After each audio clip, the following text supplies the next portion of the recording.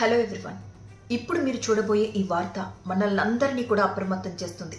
చిన్న పెద్ద అన్న తేడా లేకుండా ప్రతి ఒక్కరూ ఈ వార్తను తెలుసుకోవాలి. ముఖ్యంగా మీ పిల్లల్ని అప్రమత్తం చేయండి. ఎందుకంటే సాధారణంగా మనం చూస్తూ ఉంటాం, రోడ్డు మీద ఉండే కుక్కలతో పిల్లలు చాలా ఫ్రెండ్లీగా మెలుగుతూ ఉంటారు, వాటిని ఎత్తుకుంటారు, ఆడుకుంటూ ఉంటారు, వాటిని ఆట పట్టిస్తూ ఉంటారు. కానీ ఇది ఎంత డేంజర్ అని తెలిపే వార్తే ఇది. అనకాపల్లి జిల్లాలో 12 సంవత్సరాల బాలుడు 7వ తరగతి చదువుకుంటున్నాడు. నిరుపేద కుటుంబం వాళ్ళది. స్కూల్కి వెళ్ళడం, ఇంటికి వచ్చిన తర్వాత తన ఇంటి దగ్గర ఉండే కుక్కతో ఆడుకోవడం ఇతను దినచర్యలో ఒక భాగం అన్నమాట. నిజానికి అది స్ట్రీట్ డాగ్. అయితే ప్రతిరోజు కూడా ఆ బాలుడు వచ్చేసే టైంకి ఆ కుక్క పరుగులు పెట్టుకుంటూ వచ్చి ఆ పిల్లాడి మీదకి ఎక్కడం, ఆ పిల్లాడు కూడా దాన్ని ఎత్తి గిరగిరా తిప్పుతూ దాన్ని ముద్దులు పెట్టుకోవడం, ఇలా చేస్తూ ఉండేవాడు. విపరీతమైన ప్రేమ ఆ పిల్లాడికి కుక్కలంటే. అయితే ఎప్పుడు జరిగిందో ఎలా జరిగిందో ఆ పేరెంట్స్కి కూడా తెలియదు. ఆ బాలుడి ఒంటి మీద కుక్క ఘాట్లున్నాయి. నిజానికి ఆ పిల్లాడు కూడా వాటిని గుర్తించాడో లేదో. అయితే ఆ ఊర్లో క్యాన్సర్ స్క్రీనింగ్ జరుగుతూ ఉందన్నమాట. ఈ నేపథ్యంలోనే ఆ పిల్లాడిని చూసిన ఆరోగ్య సిబ్బంది ఆ పిల్లాడి ఒంటి మీద ఘాట్లు గుర్తించారు. ఏం జరిగింది బాబు అంటే అప్పుడు చెప్పాడు, కుక్కతో ఆడుకుంటూ ఉంటే దాని గోళ్ళు గుచ్చుకున్నాయని. ఇమ్మీడియట్గా వ్యాక్సిన్కి పంపించారు వాళ్ళు పిహెచ్సికి.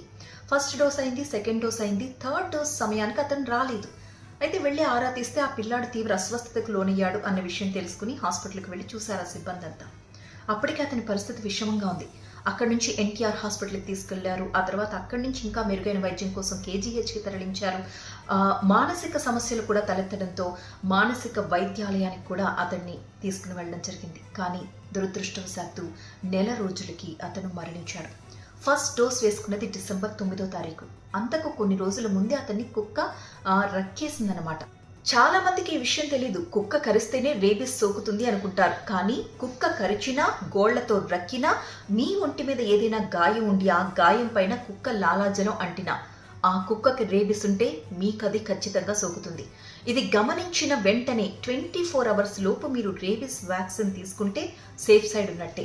అలా కాకుండా ఈ బాలుడి విషయంలో జరిగినట్లు ఆలస్యం జరిగితే మాత్రం ప్రాణాలకే ప్రమాదం. మీకు తెలుసా, భారత్లో ప్రతి సంవత్సరం 18 నుంచి 20 వేల మంది ఈ రేబిస్ వ్యాధిని బారిన పడుతున్నారు. వాళ్లలో ఎక్కువ మంది బాధితులు 15 ఏళ్ల లోపు పిల్లలే.